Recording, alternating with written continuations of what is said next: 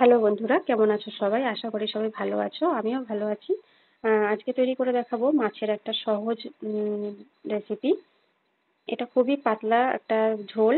দেখতে থাকো কেমন করে বানিয়েছি। গরমে খাওয়ার জন্য এটা কিন্তু খুবই ভালো।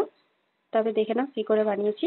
প্রথমে মাছগুলোকে ভালো করে ধুয়ে নিয়েছি। ধুয়ে নেওয়ার পরে 1/2 চামচ নুন আর 1/2 চামচ হলুদ এভাবে ভালো করে মাখিয়ে নিচ্ছি। মাছের গায়ে মাখানো হয়ে গেছে। এবার আমি মাছে দেবো আলু আর পেঁপে। তার জন্য আমি পেঁপে কেটে নিয়েছি একটা আর আলু কেটে নিয়েছি একটা। পেঁপেটা খুব ছোট ছিল।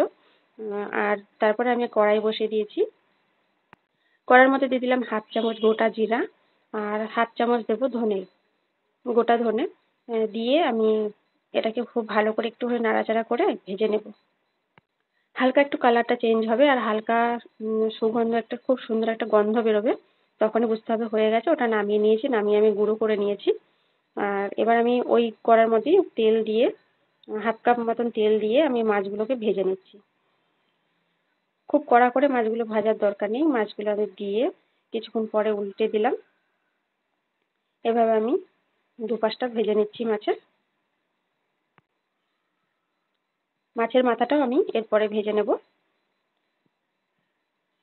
মাছগুলো আমি তুলে নিচ্ছি। মাছের মাথাটাও আমি দিয়ে দিয়েছিলাম এক ফাঁকে। ওটাও ভাজা হয়ে গেছে। এবার আমি ওই তেলের মধ্যেই 1/2 চামচ মতন কালো জিরা মানে 1/2 চামচের থেকে একটু কম দিয়েছি আর 2টো কাঁচা লঙ্কা দিয়ে আলু আর পেঁপেটা দিয়ে দিলাম। এবার দিয়ে দিচ্ছি নুন, 1 চামচ নুন দিয়েছি আর দিলাম 1/2 চামচ হলুদ। আমি এখানে এই তরকারিটার মধ্যে মোট 1.5 চামচ মতন নুন ব্যবহার করেছি। এবার আমি খুব ভালো করে এটা লাল করে ভেজে নিচ্ছি। ভেজে নিয়ে ফিরে আসছি। লাল করে ভেজে নেওয়া হয়ে গেছে। এবার আমি দিয়ে দিলাম খুব সামান্য একটু লাল লঙ্কার গুঁড়ো। এটা কিন্তু অপশনাল। যারা লঙ্কার গুঁড়ো খেতে পছন্দ করো না তারা কিন্তু দিও না। তখন আরো 2টো লঙ্কা দিয়ে দিলেই হবে, কাঁচা লঙ্কা। তো শুকনো লঙ্কা গুঁড়ো দেওয়ার পরে আমি একটুখানি নাড়াচাড়া করে দিয়ে দিলাম জল। পরিমাণ মতন জল দিয়েছি আমি এখানে। 2 গ্লাস মতন জল দিয়েছি যাতে মাছ আর সবজিটা পুরো ডুবে যায়। সেরকম আমি জল দিয়েছি। ঝোলটা ফুটে উঠলে আমি দিয়ে দিলাম মাছগুলো। ভাজা করে নেওয়া মাছগুলো যেগুলো ছিল ওগুলো আমি দিয়ে দিলাম। দিয়ে আমি ভালো করে জলের মধ্যে ডুবিয়ে দিচ্ছি। এবার আমি দিয়ে দেব যে মশলাটা আমি গুঁড়ো করে রেখেছিলাম সেই মশলাটা। 1 চামচ মতন বাটা মশলা হয়েছে এখানে আমার। গুঁড়ো করে নেওয়া মশলাটা 1 চামচ হয়েছে। সেটা আমি দিয়ে দিয়েছি। আমি মশলাটা শিলেই গুঁড়ো করে নিয়েছি। ঝোলের সাথে ভালো করে মশলাটা মিশিয়ে নিয়ে ঢাকা দিয়ে রান্না করব 10 মিনিট মতন। আর লো ফ্লেমে রান্নাটা করেছি। ঝোলটা অনেকটা শুকিয়ে এসছে আর আলু আর পেঁপে কিন্তু একদম সেদ্ধ হয়ে গেছে। রান্নাটা কিন্তু আমার একদম কমপ্লিট। এর মধ্যে কিন্তু আমি আর কিচ্ছু দেব না। গরমে খাওয়ার জন্য কিন্তু এটা খুব ভালো একটা তরকারি, আমি আগেই বলেছি।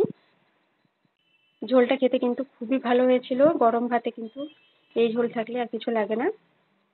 যদি মনে করো নুন লাগবে তাহলে এই সময় একটু নুন দিয়ে সামান্য একটু ফুটিয়ে নিলেই হবে। মাছের ঝোলটা আমার রেডি হয়ে গেছে। আমার আর নুন লাগেনি। আর এবার আমি একটা অন্য বাসনে নামিয়ে নিচ্ছি মাছের ঝোলটা। দেখো কালারটা কিন্তু খুব সুন্দর এসেছে। মাছের ঝোলটা খেতেও কিন্তু খুব ভালো হয়েছিল। আর ভাজা মশলার তরকারি খুবই ভালো লাগে খেতে। আমি বিশেষ করে খুব পছন্দ করি ভাজা মশলার তরকারি। তার জন্য আমি আজকে শেয়ার করলাম। ভালো লাগলে তোমরা এরকম করে বাড়িতে বানাও। বাড়িতে বানিয়ে সবাইকে খাওয়াতে পারো। আশা করি রান্নাটা ভালো লেগেছে। ভালো লাগলে লাইক, কমেন্ট করে, শেয়ার করে আর সাবস্ক্রাইব করে আমার পাশে থেকো। ভিডিও দেখার জন্য ধন্যবাদ।